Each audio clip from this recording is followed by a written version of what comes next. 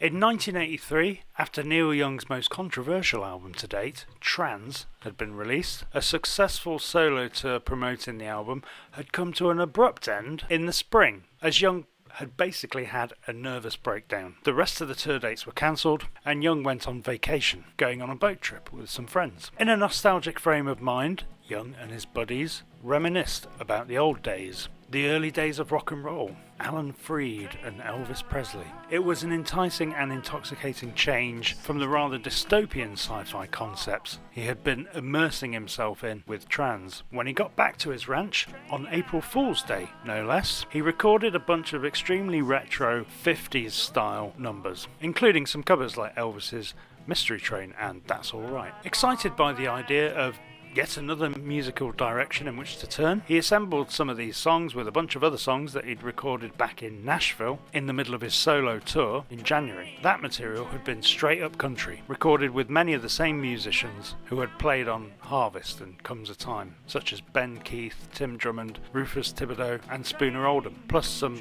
Nashville backup singers, with Elliot Mazer producing. Young got a bunch of this stuff onto a tape and sent it over to Eddie Rosenblatt, who was the president of Geffen Records. Rosenblatt's reaction to the tape couldn't have been worse. He called Neil on the phone and told him his new material was interesting, but hard to sell as it was too country. Neil almost threw the phone through the window, Elliot Mazer said. I'd never seen him get that angry before. Although Rosenblatt was reportedly a nice guy, this conversation effectively ended his relationship with Neil Young, barely months after it had just begun. I guess I blew it, he later said. In the early 80s, there was something of a mini rockabilly revival going on. The Stray Cats were doing very well, for example. So Elliot Mazer suggested Young expand on that retro 50s rock and roll type stuff that they'd recorded, and Young was all for the idea. He also remembered another thing that Rosenblatt had said to him on the phone. Why don't you do more, rock and roll? That was the key phrase, Young said later. You want some fucking rock and roll, do you? Okay, fine. I can do that. As a matter of fact, my uncle was a rocker. I'll just be him. Not satisfied with just delivering a straight-ahead, cool 50s rock album, Young decided instead to go full method actor, inhabiting this Greasy Uncle character completely for the next album. I got way into that guy, he said. I was that guy for months. It was a movie to me. Nobody saw it but me, but who gives a shit? Young compared the experience to his first character persona that he had adopted, that of the Tonight's the Night guy. The album that followed this time, though, would be a far cry from that chaotic, desolate, boozy mid-70s classic. Young, almost vindictively, he said, gave Geffen Everybody's Rockin', a 10-song, 25-minute rockabilly pastiche, which I think is French for piss take. Young recorded with a stripped-down band he dubbed the Shocking Pinks and finished the album in about 2 hours, according to Elliot Mazer. The instruments were period appropriate. Drummond played a stand-up bass. The drums were kept to a basic kick, snare and hi-hat. The original songs Young wrote were pretty fun. Payola Blues was a tribute to Alan Freed, with an amusing take on his current situation. No matter where I go, I never hear my record on the radio. Wonderin' was a song first recorded back in '69 with Crazy Horse, and it almost ended up on After the Gold Rush. An excellent song that fit in perfectly with the whole 50s shtick. Other songs like Jelly Roll Man and Cry Cry Cry were just completely on the nose 50s pastiches that blended in well enough with the covers, which included Bobby Freeman's Betty Lou's Got a New Pair of Shoes, Mystery Train, Jimmy Reed's Bright Lights, Big City, and Slim Harpo's Raining in My Heart. Although Young was completely committed to this new retro direction, there were a few problems with it. For one, it just lacks the intensity that those old classic recordings had in their performances and in the sound. The sound is an issue with this album. By 1983, Young had gone all in on the new digital technology that was coming into the record industry at this time. In order to recreate the distinctive slapback reverb of those classic 50s records, Young drenched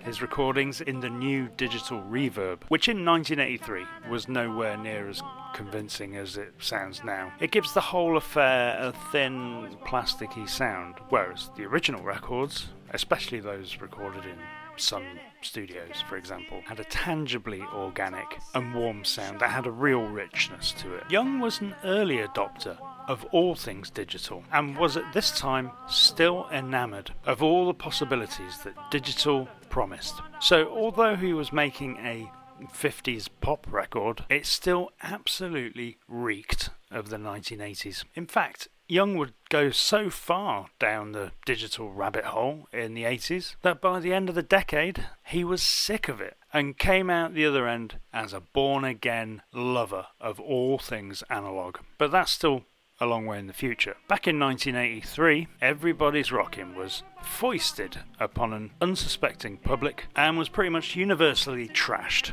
by the critics. With Trans, at least there had been some hints of praise here and there for what Young was trying to accomplish. With this album though, everybody wasn't rocking, actually. Especially Young's record label, Geffen, who had signed him up to $1 million per album deal. Imagine the look on Eddie Rosenblatt's face when he got done listening to Everybody's Rockin' and all of its 25-minute digital reverb glory. I was a little angry, Rosenblatt said later. It seemed a little sparse. So, was Young actually trolling his record label? I would say both yes and no. In that I believe he did have a genuine love for the music and wanted to do his own version of what the likes of the Stray Cats were doing so very well. But also, absolutely yes, he wanted to push back at Geffen for them having the temerity to insinuate that maybe he should be making another Harvest or Rust Never Sleeps rather than a synth pop album followed by a rockabilly parody. Young uses his music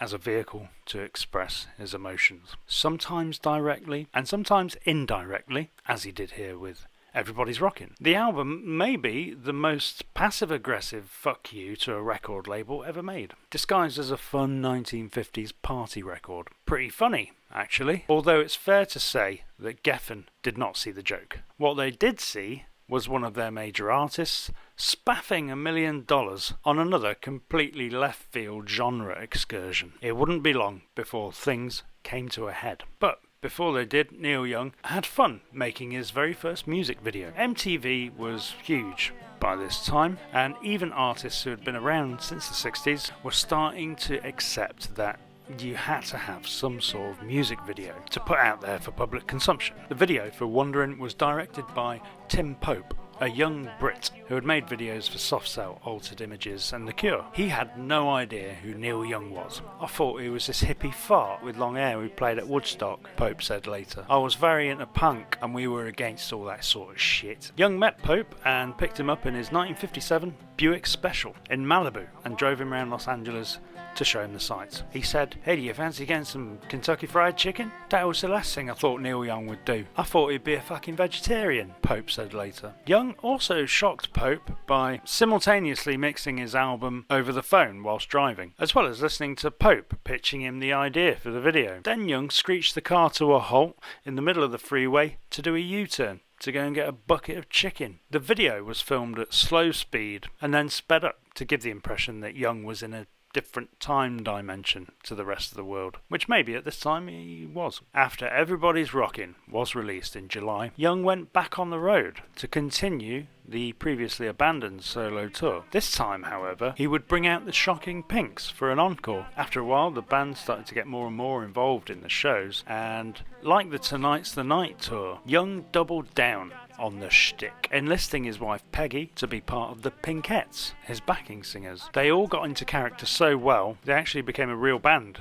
after a while. We had dressing rooms, a wardrobe person, 2 bottles of champagne on the rider. It became reality. Young expanded the band to include horn players, well, who weren't actually horn players. Guitarist Ben Keith got enlisted on sax duties. Suddenly the Shocking Pinks were becoming a surreal live theatre experience, way beyond what was on the record. Geffen had other ideas though. Whilst on the road, Young wanted to do his usual thing and use a couple of days off to record a song. Geffen Records, however, said no, and Young was genuinely shocked. The song was Don't Take Your Love Away From Me, which was still in the retro vein, but a little more evolved. They wouldn't give me the studio, Young said. I wanted to go in, just cut this one fucking song. They wouldn't support me. That really blew my mind. Young was starting to feel perception of him changing. Everybody was starting to write me off like I was gone, he said later. like we better not let him record. He doesn't know what he's doing. Thanks in part to minimal promotion from Geffen, Everybody's Rockin' flopped on release. It was the latest shit installment in a series of shit shows for Young. Trans had stiffed, the big European tour had been a financial disaster, his country album had been rejected, and now the rockabilly shit had hit the fans. None of this though could possibly prepare Young for what Geffen did next.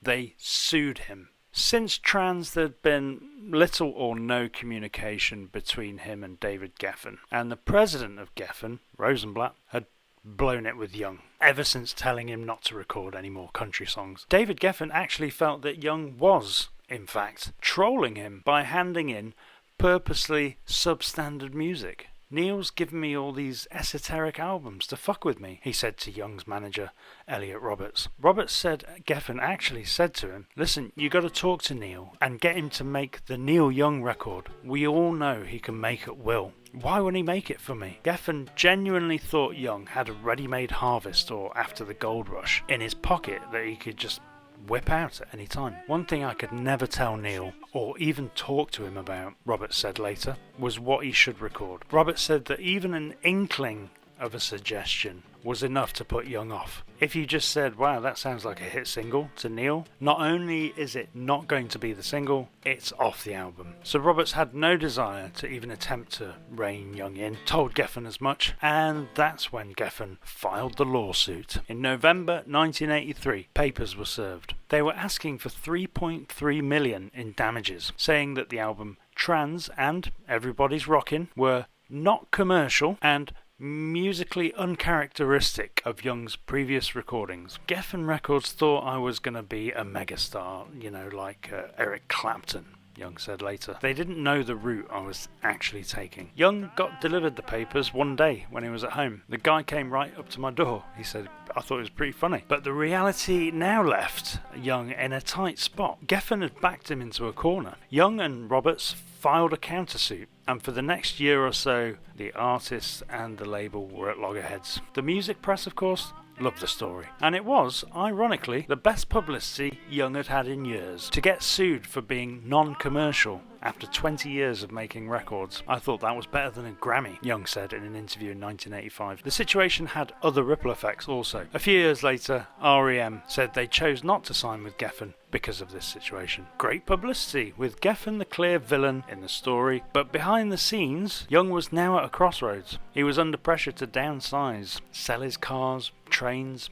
and his boat in order to save his ranch. But more than this, the situation made him question what he was even doing in music. Should he consider doing something else other than being a rock star? Young, though, just did what he always did. He wrote some songs. He locked himself away for weeks and created the song Razor Love on the synclavier. He spent days just working on that one drum pattern, said guitar tech Larry Cragg. The song was a masterpiece, but for now it was homeless and wouldn't be released on an album until 2000's Silver and Gold, when it was re-recorded with his acoustic band. After writing some more songs, Young reunited with Crazy Horse and attempted recording a new album with them. Unlike before, though, Young was now obsessed with trying to recreate that fat, heavy, gated drum sound popularised by Phil Collins that was now all the rage in 1984. The sessions were a disaster, with Young doing the unthinkable, making each member of the band record all their parts separately with headphones on. It was the complete opposite of what the organic, rough and ready Crazy Horse sound had been, with David Briggs behind the desk. Instead, here Young again brought in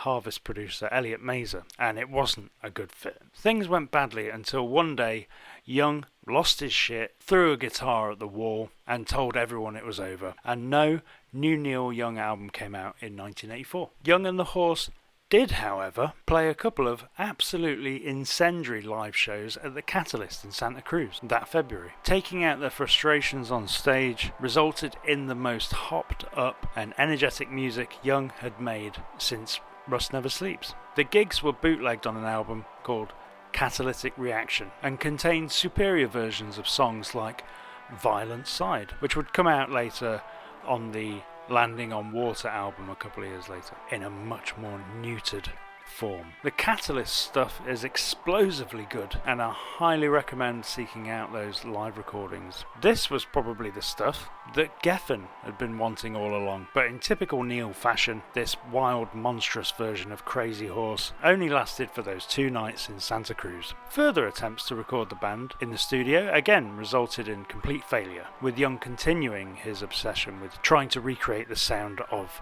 commercial 80s rock, especially the drums, to the point of hysteria. "I told you not to play the fucking hi-hat," Young screamed at Ralph at one point. The sessions also took place in New York, so it was the first time that Crazy Horse had been recorded in a studio outside of California. Even the presence of David Briggs could not facilitate any results from these sessions. So if Young was now failing with Crazy Horse and David Briggs, where could he go next? Well, Young decided it was time to go back to the country. Geffen, of course, had already turned their nose up at Young's straight-ahead hardcore Nashville country songs, so now he returned to them, and of course, he went all in. "The more they tried to stop me, the more I did it," he said, just to let them know that no one's going to tell me what to do. The turning point came when Young met Willie Nelson in April at a recording studio in California. Insiders said the effect of the meeting was like Charlton Heston had just come back down from the mountain after meeting God. He had seen the light.